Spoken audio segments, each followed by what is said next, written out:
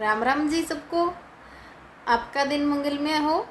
मैं ईश्वर से कामना करती हूँ आप हमेशा खुश और स्वस्थ रहें। तो आज हम बात करेंगे थायराइड, टॉन्सिल्स और कफ, जो तीनों चीज़ों में काम आ सके। अब एक ही दवा बताऊंगी। वैसे तो इसके बहुत से सैकड़ों उपचार है। हम व्यायाम से, प्राणायाम से, सभी चीज़ों से ठीक हो सकते हैं।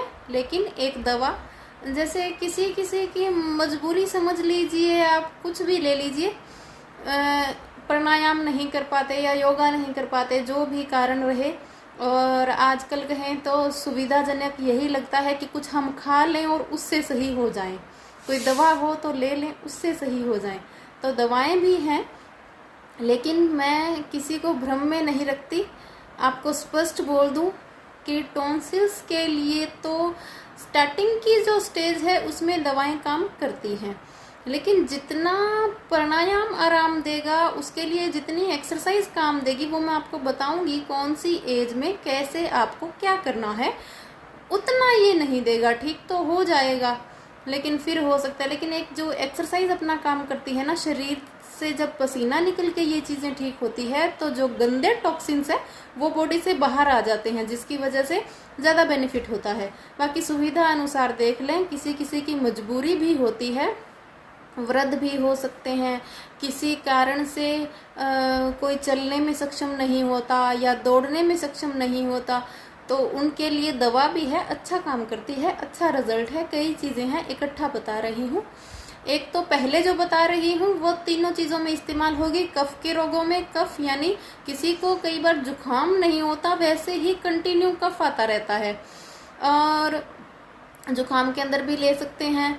थायराइड और टॉन्सिल्स तीनों में काम आएगी। चीज़ें क्या है, नोट कर लें। मात्रा कैसे बनानी है, कैसे लेनी है, पहले ये बता दूं, उसके बाद थायराइड और टॉन्सिल्स के लिए आपको एक्सरसाइज भी बताऊंगी। तो इन तीनों चीज़ों में आपको लेना है त्रिकटु चूर्ण। वो कितना लेना है, 50 ग्राम। उसके बाद बेहड़ा चूर्ण 20 ग्राम और प्रवाल पिष्टी 10 ग्राम। मात्रा ध्यान से लिख लें। तीनों चीज़ों को मिला लें। सबको मिलाने के बाद जो बड़े हैं आयु में, बड़े मतलब 15 साल से ऊपर, वो तो लें 1-1 ग्राम मात्रा सुबह शाम शहद में मिला के खाना खाने से 1 घंटे पहले। ठीक है। जो छोटे बच्चे हैं उनको आधा ग्राम शहद में मिला के नाश्ते के 1 घंटे बाद खाने से 2 घंटे पहले। तो मात्रा, समय सभी ध्यान से सुनकर लें, इसमें कोई नुकसान नहीं है, सभी अच्छी चीज़ें हैं, अच्छा रिजल्ट है। उसके बाद थायराइड और टॉन्सिल में एक इकट्ठा व्यायाम है जो दोनों में कर सकते हैं, उज्जाई प्राणायाम। करना कैसे है, सांस गहरी लेके छोड़ें, फिर हमें गले को टाइट करके बंद करके ऊपर की ओर सांस खींचना है। बाकी आप YouTube पे सर्च करके आसानी से देख सकते हैं। एक बार मैं आपको करके बता देती हूँ। इस तरह से। इसमें क्या है, खाना खाने के जस्ट बाद ना करें। होता क्या है, इससे गले की पूरी जो नस नाड़ियां हैं, नलिकाएं हैं, साफ होती है, जिसकी वजह से एक तरह से खांसी की उद्दत उठती है हमें, तो जिससे वॉमिट यानी उल्टी होने की शिकायत हो सकती है। तो आप खाना खाने से पहले दिन में कभी भी कर सकते हैं, या खाना खाने के 3 घंटे बाद आप कभी भी कर सकते हैं। इसको आप ये नहीं कि मुझे टाइम नहीं है, मैं बैठ के कब करूं, या कुछ इसमें बहाना भी नहीं है। आप घूमते फिरते, उठते बैठते सोते जब भी कर सके, जब भी आपको मौका मिले, टाइम मिले, दब के करें। इसमें थायराइड और टॉन्सिल्स बहुत जल्द ठीक हो जाते हैं। उसके बाद टॉन्सिल्स के लिए एक बहुत ही अच्छी छोटी सी दवा है। बच्चे कई बार छोटे होते हैं, नहीं कर पाते हैं, तो ऑपरेट ना कराएं। सभी से विनम्र निवेदन है, आप क्या करें, काली मिर्च और मुलेठी, चिट्टा मिश्री, तीनों चीज़। यदि बच्चा ऐसे है कि उसको टुकड़े मुंह में देंगे, बड़ा है 5-6 साल का, छोटे छोटे, तो वो आराम से उनको टॉफ़ी की तरह थोड़ी देर मुंह में रख के चूस सके, तो आप वैसे दें।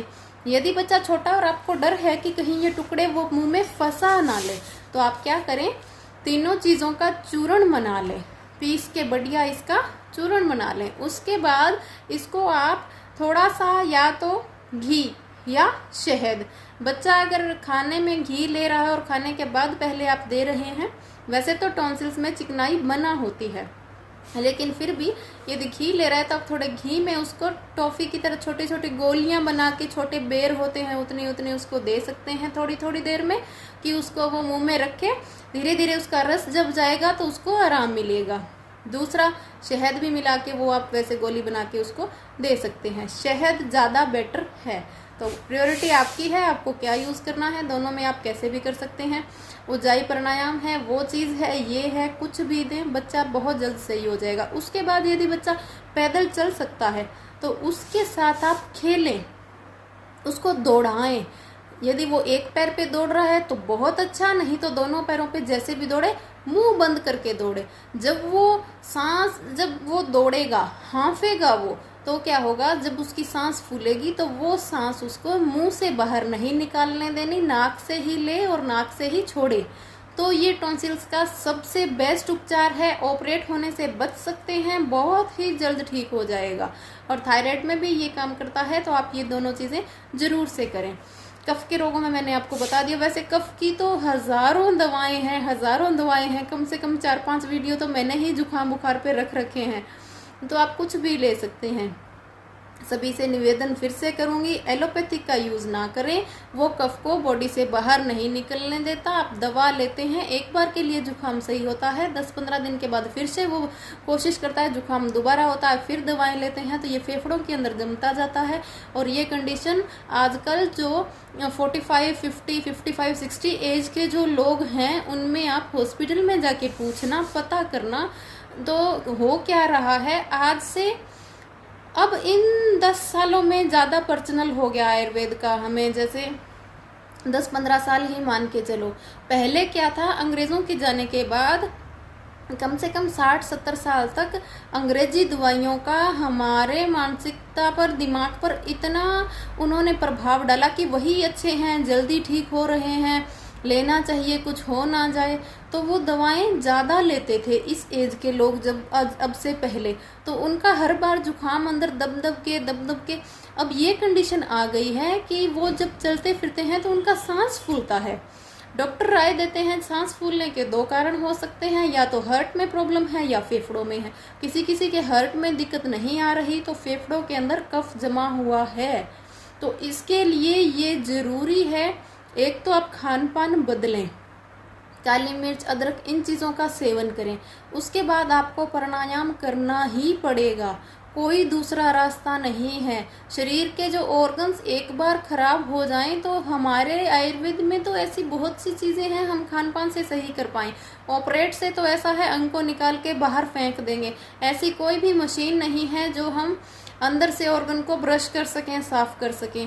तो अपना ध्यान रखें, आगे की जनरेशन का आप ध्यान रखें, बच्चों का ख्याल रखें। उन्हें जुकाम में अंग्रेजी जो दवाएं हैं, एलोपैथिक हैं, इनसे आप दूर रहें, जितना हो सके बचें, अपने बच्चों को बचाएं, बहुत ही अच्छा होगा। मैं तो बहुत इमोशनल हो जाती हूँ जब एलोपैथिक, अंग्रेजी दवाएं, इनका जिक्र आता है और आयुर्वेद के बारे में आता है, तो बस मैं रुक नहीं पाती। चलो ठीक है, आपको जैसा अच्छा लगे, राय देना था दिया, आपको निवेदन जरूर कर सकती हूँ। अपना ध्यान रखें, शेयर और सब्सक्राइब करना ना भूलें, साथ बने रहें। Thank you.